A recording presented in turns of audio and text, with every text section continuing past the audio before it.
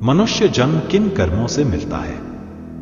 भारतीय सनातन धर्म में जन्म मृत्यु के चक्र को कर्म और पुनर्जन्म के सिद्धांत से जोड़ा गया है। यथा कर्म तथैव फलम, यह सूत्र बताता है कि हर आत्मा को जैसा कर्म करता है वैसा ही फल मिलता है। मानव जन्म कोई साधारण संयोग नहीं है, बल्कि यह अनगिनत जन्मों और कर्मों का फल है। गरुड़ पुराण, भगवद गीता, उपनिषद, योग वशिष्ठ और अन्य पुराणों में इस विषय पर गहन जानकारी दी गई है। इस लेख में हम विस्तार से जानेंगे कि मनुष्य जन्म किन किन कर्मों से प्राप्त होता है, किन पापों से यह जन्म छिन जाता है और किन पुण्यों से आत्मा को यह दुर्लभ अवसर मिलता है। वीडियो में आगे बढ़ने से पहले हमारे YouTube चैनल हिंदू ज्ञान संगम को लाइक और सब्सक्राइबर करें और कमेंट में राधे राधे लिख दे, आपका कल्याण ही कल्याण होगा। एक मनुष्य जन्म की महत्ता। भगवद गीता में भगवान श्री कृष्ण अर्जुन से कहते हैं, मामुपेत्य पुनर्जन्म दुःखालयम शाश्वतम नाप्नुवन्ति महात्मान संसिद्धे परमागता। गीता 8.15। अर्थ, जो भक्तजन मुझे प्राप्त कर लेते हैं उन्हें यह दुःखमय और नाशवान पुनर्जन्म नहीं लेना पड़ता। शास्त्रों के अनुसार मनुष्य योनि 84 लाख योनियों में सबसे दुर्लभ मानी गई है। जीव अनेक पशु, पक्षी, कीट, जलचर, वनस्पति आदि योनियों में जन्म लेकर अंततः जब पुण्य कर्मों की प्रबलता होती है तब मनुष्य जन्म प्राप्त करता है। 84 लाख योनियों का चक्र। गरुड़ पुराण और स्कंद पुराण के अनुसार सृष्टि में 84 लाख प्रकार की योनियां हैं। 9 लाख जलचर, 20 लाख स्थावर वनस्पति, 11 लाख कीट पतंगे, 10 लाख पक्षी, 30 लाख पशु, 4 लाख मनुष्य। इन योनियों में आत्मा कर्मफल के अनुसार जन्म लेती है। पशु योनि भोग योनियां होती हैं, जबकि मनुष्य योनि कर्म योनि कहलाती है, जहां आत्मा को कर्म करने की स्वतंत्रता मिलती है और मोक्ष का मार्ग भी यहीं से खुलता है। 3 मनुष्य जन्म के लिए आवश्यक पुण्य कर्म। 1 सत्य वचन एवं व्यवहार। जो व्यक्ति हर जन्म में सत्य भाषण करता है, झूठ से बचता है और दूसरों के साथ न्यायपूर्ण व्यवहार करता है, ऐसे व्यक्ति को अगले जन्म में मानव शरीर की प्राप्ति होती है। 2 दान पुण्य और सेवा। गौ, ब्राह्मण, साधु, गरीबों और वृद्धों की सेवा करने वाले। अन्न, वस्त्र, जल, शिक्षा और औषधि का दान देने वाले। मंदिर, कुएं, धर्मशालाएं बनवाने वाले।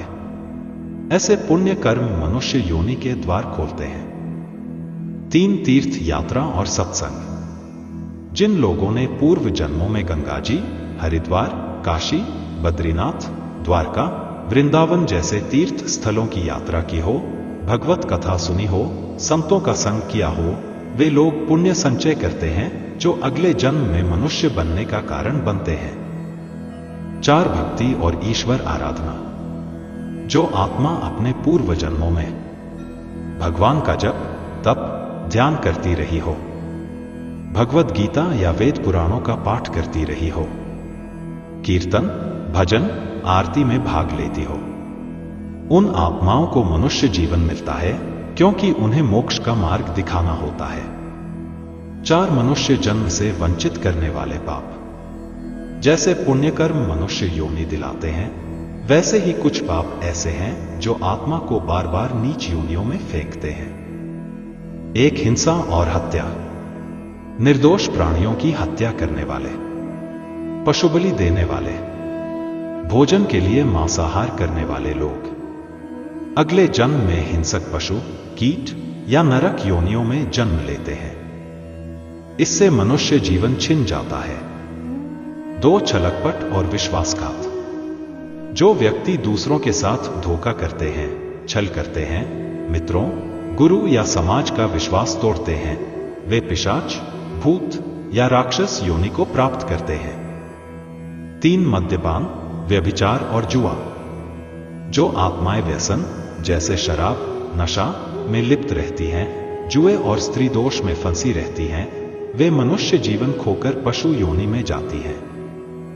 4 ब्राह्मण, गुरु, गुरु, माता पिता का अपमान। जो आत्मा गुरु, माता पिता, वृद्धों और ब्राह्मणों का अपमान करती है, उसे अगले जन्म में दरिद्रता, विकलांगता या पशुत्व का जीवन मिलता है। 5 कुछ विशेष पुण्य जो मनुष्य जन्म की गारंटी देते हैं। 1. श्रीहरि नाम संकीर्तन। हरिनाम का उच्चारण जैसे हरे राम हरे कृष्ण, नमो भगवते वासुदेवाय। यह सबसे उच्च पुण्य है। जो आत्मा जीवन में कभी भी भगवान नाम लेती है, वह कभी अधम योनि में नहीं गिरती। 2. भगवान के मंदिरों की सेवा। मंदिर की झाड़ू लगाना, दीप जलाना, आरती करना, घंटा बजाना, ये छोटे दिखने वाले कर्म भी आत्मा को ऊपर उठाते हैं। 3. जल और अन्नदान। वृक्षारोपण, जल से प्यासे को तृप्त करना, अन्नदान, ये ऐसे कर्म हैं जिनका प्रभाव अनेक जन्मों तक रहता है। 4. संत सेवा और सत्संग। संतों की सेवा, उन्हें भोजन, वस्त्र आदि देना, उनके वचनों का पालन करना, ये कर्म मनुष्य को स्वर्ग से भी ऊपर ले जाते हैं। 6. गरुड़ पुराण में वर्णित दृष्टांत। गरुड़ पुराण में एक दृष्टांत आता है जहां नारद मुनि विष्णु भगवान से पूछते हैं कि हे प्रभु, एक आत्मा को मनुष्य जन्म कब मिलता है?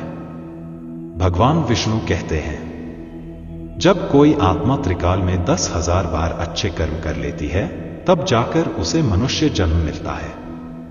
और यदि उस मनुष्य जीवन में भी उसने भगवान का स्मरण नहीं किया, तो वह पुनः अधम योनि में चला जाता है। 7. मनुष्य जन्म का उद्देश्य।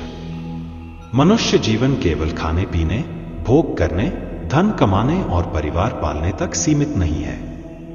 यह आत्मोन्नति और मोक्ष का साधन है। अथातो ब्रह्म जिज्ञासा, अर्थात मनुष्य योनि प्राप्त होते ही आत्मा को ब्रह्मा, ईश्वर के बारे में जिज्ञासा करनी चाहिए। 8. मनुष्य जन्म की रक्षा कैसे करें? 1. नियमित जप और ध्यान करें। 2. पुण्य कर्म करें और पापों से बचें। 3. सदाचरण का पालन करें। 4. अहंकार और स्वार्थ से दूर रहें। 5. सत्संग, साधु सेवा और भगवान के नाम में रत रहें। 9. श्री कृष्ण के अनुसार मनुष्य जन्म।